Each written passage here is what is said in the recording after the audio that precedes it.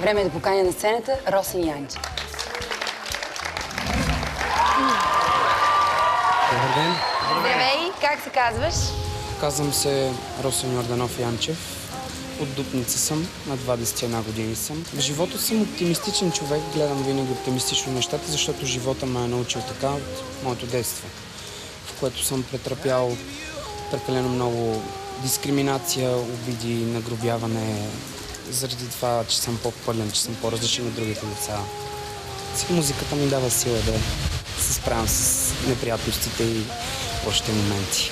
Искам да спечеля X-Factor, отново го казвам, защото искам да докажа на хората с предразсъдъци в България, че различните хора не трябва да бъдем подценявани. Също така на жената, която ме остави, че е изгубила много.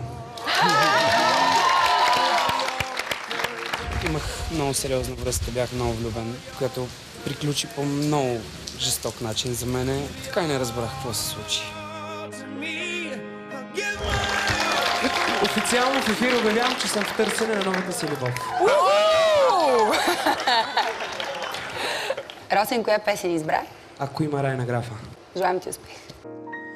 Не плачи за мен, не отъва в мрак. Знам, ще съм до те, но не и в този час.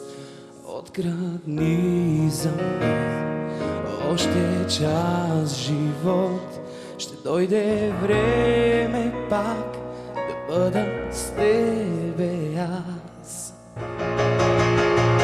Ако има рай, ще съм там, близо до теб. Ако има рай, ще съм там, близо до теб. Ако има рай, ще съм там, близо до теб. Само ако има рай, ще крещя силно, но не плачи за мене ти, а в сън ме превърни.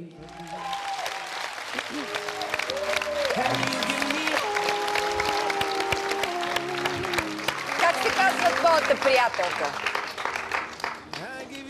Даниела. Даниела. Даниела. Колко си изгубила, Даниела. Така е. Благодарим ти много, беше прекрасно. И аз благодаря. Росен търси нова любов.